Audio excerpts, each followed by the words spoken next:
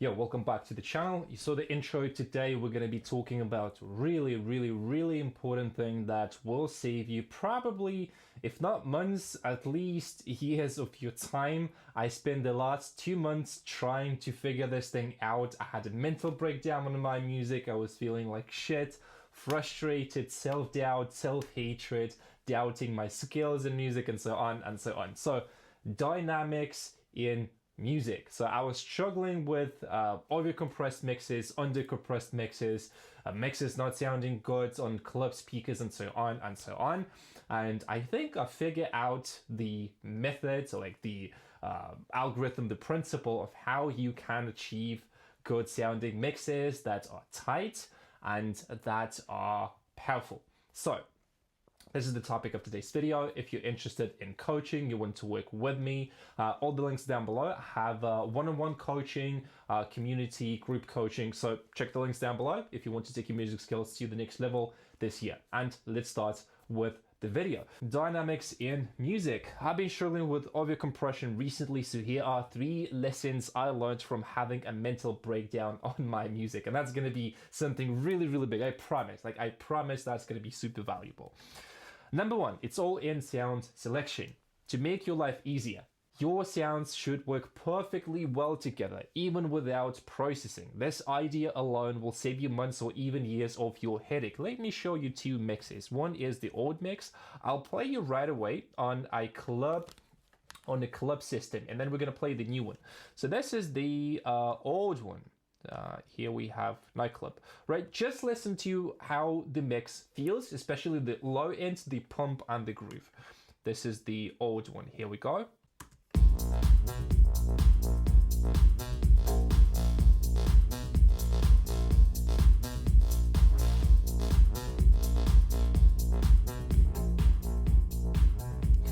Not bad. I would agree that it sounds pretty okay. But now listen to the new mix that I did, and it is so much better. The pump, the groove, and the way the track sounds.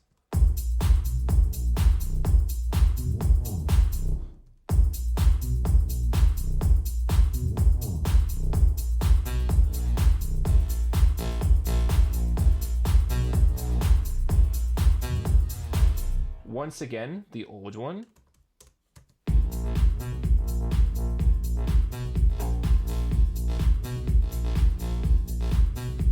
And the new one.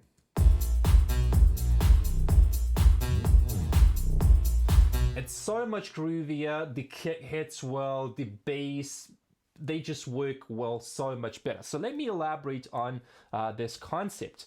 Oftentimes I was trying to fix a fundamental sound selection problem with the processing. Indeed, it's okay to shape the sound a bit to make it fit. However, trying to fix unfixable is a waste of time. It's like teaching a pig how to fly, right? So if we go here and we analyze the sound selection, right, you can see that I have so much stuff like compression, EQ, like all this stuff on my kick. And the fundamental mistake that I was doing here is the kick itself just didn't work with the bass, right? So yes, if you solo, let's do like this. Yes, it's not bad, but once I remove the processing, the real problem arises. So you can see here,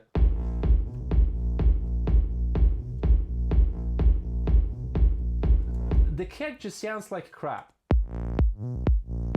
especially if you hear like on the club speaker.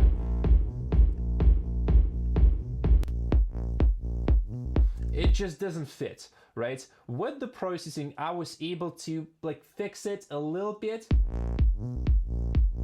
But then again, there's the fundamental problem. And the same thing again, on the group, I was trying to put saturation, multi-band compression, like all this stuff. But the problem is fundamental. The sound selection is wrong, right? So if we go here and we disable this stuff, you're gonna see a huge problem.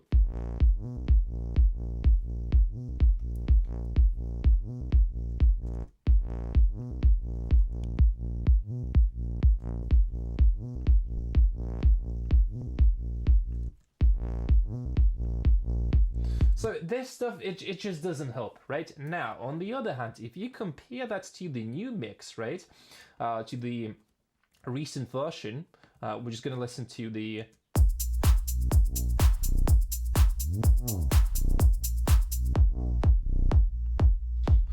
And even without any processing on my kick, without any processing on the group, of course, it's not going to be perfect. I'm just gonna leave one EQ to cut out the click on the kick here.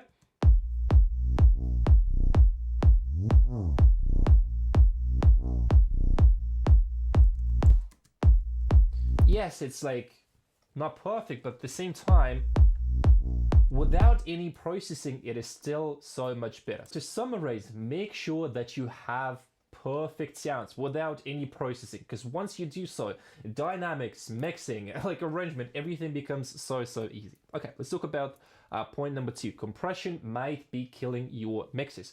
Whether you are under compressing or over compressing, it's not good. I learned a good balance with compression through a lot of pain and shitty mixes. I'll share this simple workflow idea. Very often, you can just make the sounds a little bit quieter instead of compressing the shit out of it, how I used to do. I'll show you this now. However, proper compression can supercharge your mix and individual tracks. Let me go back to the track, and what we can do here is we can go to the old mix, right? Let's bypass some of the group processing that I don't really like.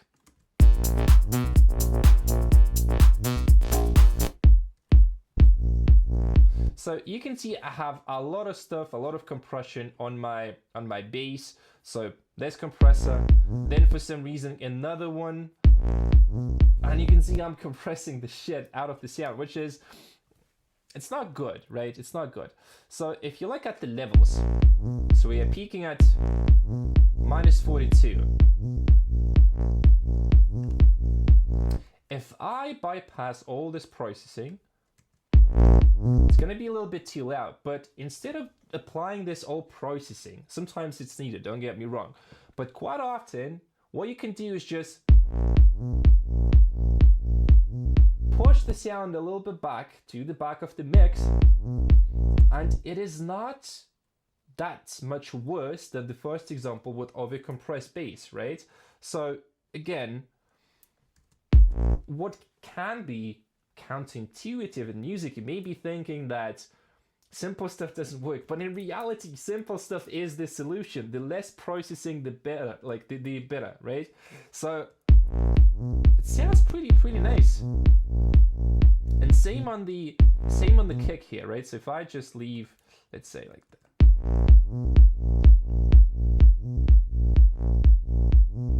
I'm gonna reduce the amount of processing, just get rid of this stuff. Of course, it's not perfect because the sound selection compared to the another example is worse, but just by simplifying the stuff, my processing chain, taking out all like 20 compressors that I did, it's pretty nice. Sounds pretty good, right? So let me go back to this slide here and talk a little bit more about some specific compression tips. Try using slower attack for your sound. So quite often what I was doing is I would take, again, let's go back to the bass, right? Like I would take the bass and I would just go here and you can see fastest release, fastest attack, and that will produce artifacts. That just kills the bass.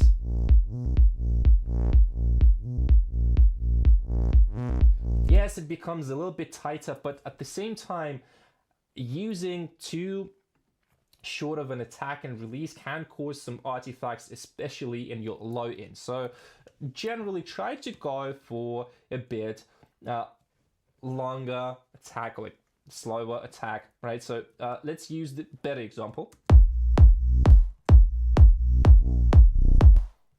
This one, let's go here. I have some compression on this kick. So you can see it's pretty, the attack is pretty long. But if I do like, it just kills the transient, right? Especially if I use like 100% mix. So because the kick becomes too squashed, and you can destroy any sound if you use a really, really short attack time, right? So for example, we can take drums, and let's use some compression on the drums here, right? And we're gonna do like this. Shortest attack, almost shortest attack, and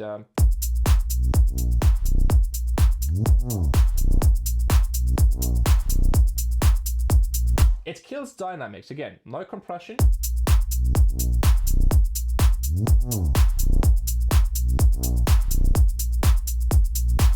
So it's really easy to like mess up the sound with compression. I'm gonna show you one more example. So the sound will become muffled. You're gonna destroy the attacks. So let me show you this track. This is the track that I released like I think 2-3 weeks ago. Like it's not really that bad, but I just over compressed the hell out of this mix. I'm not happy with it, and I feel retarded because I did all this stuff, and in reality it's like way much simpler than that. Listen to the mix.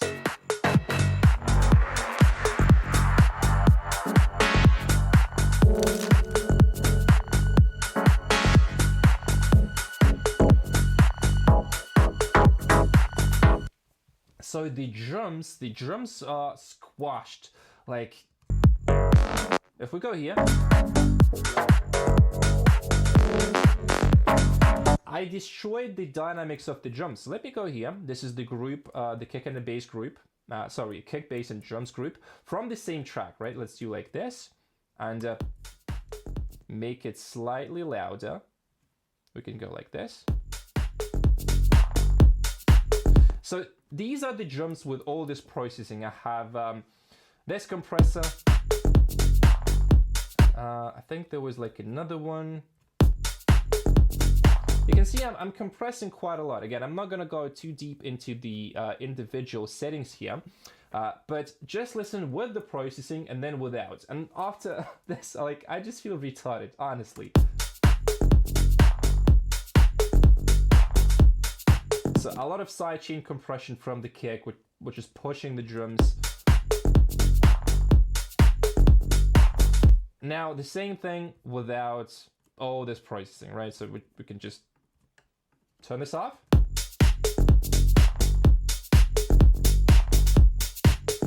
It's like halfway, like 50, 60, 70% there already. And I was just destroying this with all kinds of like saturation, compression. I was thinking that I'm doing the right thing.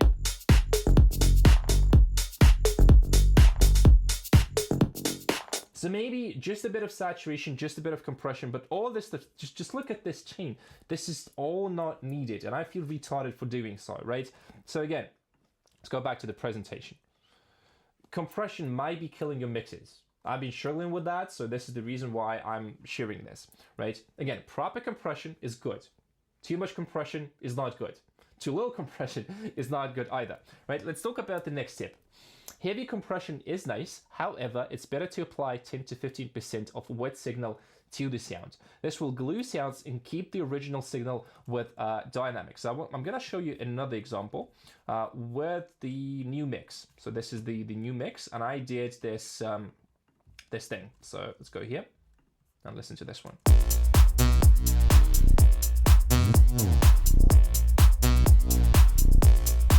By the way, just compare this mix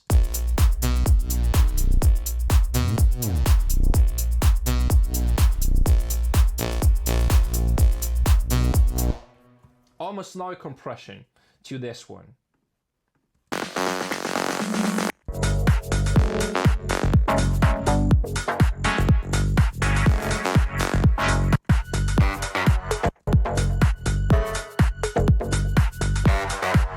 You hear how dead this mix sounds. So don't do so. don't repeat my mistakes, please, because just gonna feel like really frustrated. Okay, so now let me show you what I did. So we have a bit of compression here. on the kick and the bass group.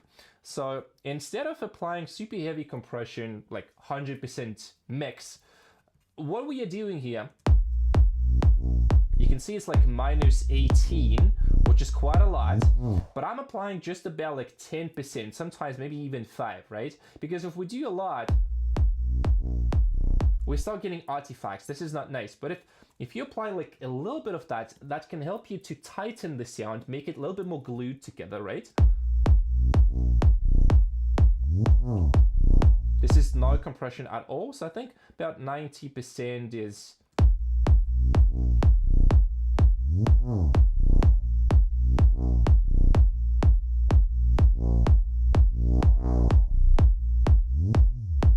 Yeah, so with the attack, again, you can play, it will depend on the mix, right? So instead of applying super heavy compression, that was my mistake, right? I was applying a lot of compression to the sound, and this way I was killing my mixes. Just try applying 10, maybe 15%, and this will save your mixes. Like, trust me, okay? So, what else do we have? Group compression versus individual compression. So, when it comes to group compression, oftentimes it's going to be better to first apply compressor to the group, see how that reacts, dial in the right settings, and then quite often you won't need to do a lot of individual compression, right? However, depending on the group, right, on the sound, I still use individual plus group compression on my kick and bass because I like, you know, making sure that it's tight, that it's powerful. But then again, I'm trying to dial in the right sounds and not reshape the sound completely, right? So this is really, really important point. So again, it's going to depend on the mix, on the group, and so on. So let me show you one example. So we can take this mix again. So now I don't have any compression. Actually, I do on my... So here we don't have any compression on my drum group.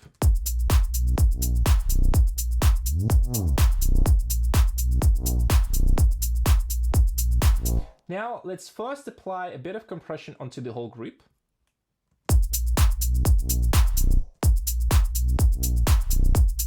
And let's play with the attack a little bit, right? So for example,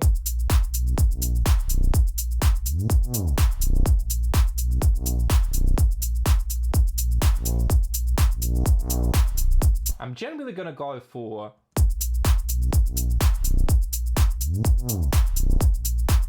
like long attack times. So this is not bad, right? So sometimes it is good to apply compressor to the group. But what if you want to apply compression to individual channels, right? Again, keep in mind that if you want to compress the group and if something seems to like be sticking out of the mix, why not just try reducing the loudness of the clap, for example? So instead of like, okay, here's my thinking process. I was like, okay, let me compress the clap, and I'm gonna show you what I did on my old mix, right? Listen to the drums here.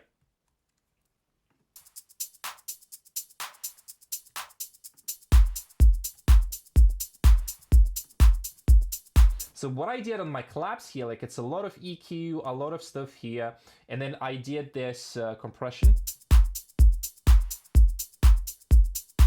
What if we just take this stuff out, right? We just...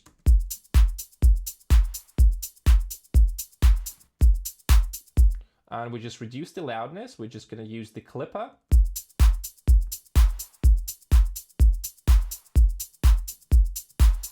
So what's the point of using compressor on the clap and compressing the shit out of this clap?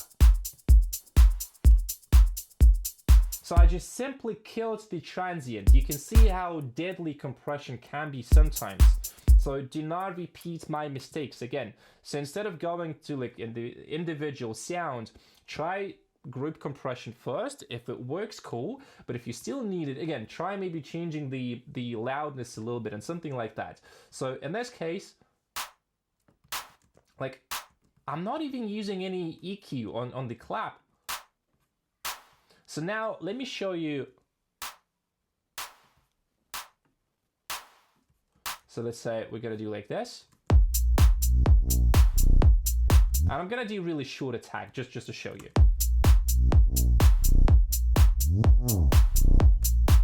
no compression. The clap is really upfront, it's really dynamic. So if I were to use compression, I would probably go for with the longer one to emphasize the transients and not like trying to kill it. Because this is like not really nice. And again, you can combine both, but the biggest piece of advice, just be really, really strategic and intentional when it comes to compression, because otherwise it will just kill your mixes. It is not good, so you know. Okay, and the final point for today, loudness is overrated. Let me explain why.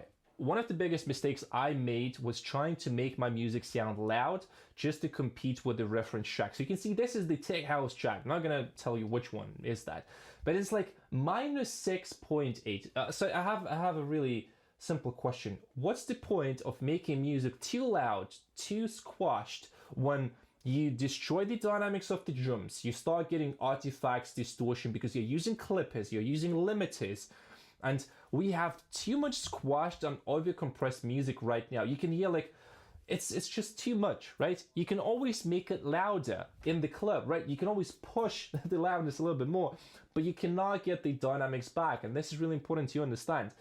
Let me give you one simple idea. Have an intention behind your mix. It's okay if you want it loud, right? It's okay if that's the idea of the mix. Sometimes it can be justified stylistically, think dubstep drum and bass. But quite often I see people just parroting, including myself, what they hear and what others do, right? And that's the thing what I was trying to do. So I think like a good balance is gonna be around maybe like -9, which is like still pretty loud, maybe -10, -9.5, something like that. But you still have a lot of dynamics. So again, let me go here, and we can listen to the mix. So let's go here, loudness meter, and I'm just gonna show you how loud this mix is, right?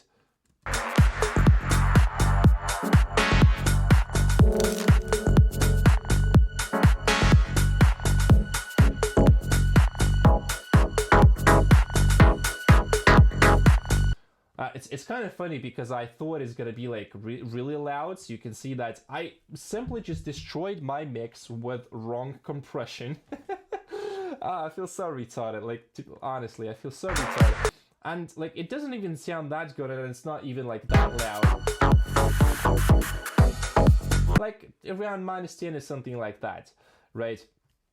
If you listen to a lot of commercial music, it's just over compressed. So like fuck the rules, fuck the industry. Like really, just make music how you want, and that's what I'm just trying to do. And that's, you know, my philosophy when I'm making these videos, when I'm, you know, learning something, when I'm doing some kind of mistakes, I always try to share that. And I just don't give a fuck about the industry. Like what anyone else is doing, I'm just gonna do what I want, mix how I want, produce how I want, and do how I want. And that's what I want you to do as well. Just do music how you want it to sound. If everyone is doing like loud music, fuck this. Like do how you want. If everyone is doing like -6, I'm just gonna do -9 because this is my music. Like I don't give a fuck how everyone else is doing that. So that's the point, right? And then again, let's listen to the mix here, and you will see that. You'll see that it is not as loud, but at the same time, it just sounds so much better without any compressions. Let's go here. Let's listen to how loud this one is.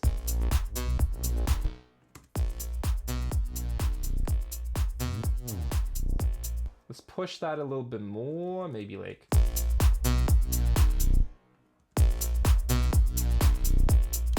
Okay, it is not, the limit is not working yet, but we can push a little bit more. Just keep in mind it's like completely unmixed and, you know.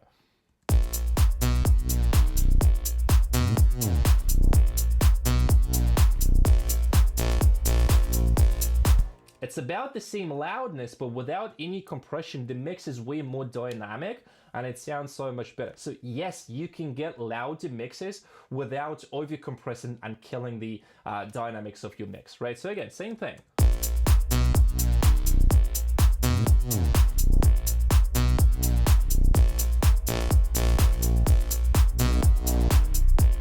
I could easily push this mix up to like maybe -8 when I mix it properly. But then again, don't make your mixes too compressed, too loud, like over compressed, just for the sake of doing it loud, because that's I think that's stupid, right?